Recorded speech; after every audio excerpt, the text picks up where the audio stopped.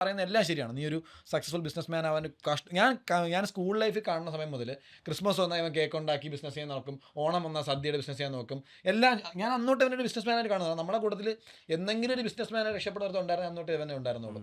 ഒരു 7ാം class 8ാം class കാലം മുതൽ ചെറിയ അക്വേറിയത്തിൽ പോയിട്ട് മീൻ വാങ്ങിച്ചത് കൊണ്ട് ബ്രീഡ് ചെയ്ത് അത് വിറ്റ് അങ്ങനെ ഒരു ലൈഫായിരുന്നു അവൻ സ്വന്തം ഏൺ ചെയ്ത് നിർത്തുന്നായിരുന്നു അവൻ. എനിക്ക് അവൻ്റെ വീട്ടിലെ കാര്യങ്ങളെല്ലാം അറിയാം, എനിക്ക് അത്യാവശ്യം എല്ലാം അറിയാം. അവൻ്റെ വീട്ടിലൊക്കെ ഞാൻ പോകുമായിരുന്നു പണ്ട് തൊട്ടേ.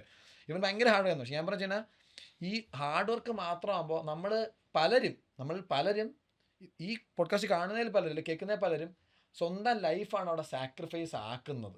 എടാ ഒരു ആംഗിൾ കൊണ്ട് ഞാൻ പറഞ്ഞോട്ടെ. എൻ്റെ ഇപ്പോൾ ഒരു എക്സാമ്പിൾ പറയുകയാണെങ്കിൽ നിനക്ക് ചിലപ്പോൾ ഒരു കോടി രൂപയുടെ കടം കാണും. നിനക്ക് നിന്റെ വീട്ടുകാർ ആ ബർഡൻ അറിയിക്കാൻ ചിലപ്പോൾ പറ്റൂലായിരിക്കും. നീ മരണപ്പണി എടുക്കൂലേ? എടുക്കും.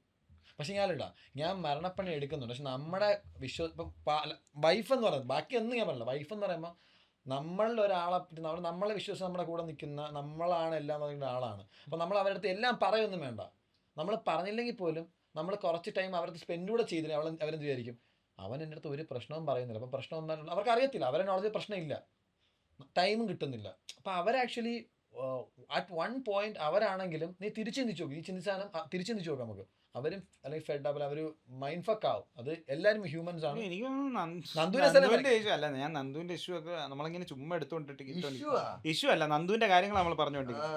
നന്ദു ഇപ്പം ഈ 28 എത്ര സ്ഥലങ്ങൾ സ്റ്റേറ്റിൽ പോയി നീ? ഞാൻ ഒരു 10. അത് ഹണിമൂൺ ആയിരുന്നോ? ഹണിമൂൺ പോലെ തന്നെ ആയിരുന്നു. പക്ഷെ അത് ഭീകര സാധനമാണ്. അത് പോകാനുള്ള അവൻ സമയം കണ്ടെത്തി. അതെ, അല്ല അത് നല്ലൊരു ടൈമാണ്. കാര്യം കൊറോണയ്ക്കൊക്കെ മുമ്പ് അത്യാവശ്യം നമ്മളൊന്ന് ഫ്രീ ആയിരുന്ന സമയം നമുക്ക് ചെയ്യാൻ പറ്റും. പക്ഷെ കൊറോണയൊക്കെ വന്നപ്പോഴത്തേക്കും നോർമലി ബിസിനസ് എല്ലാം ഡള്ളായി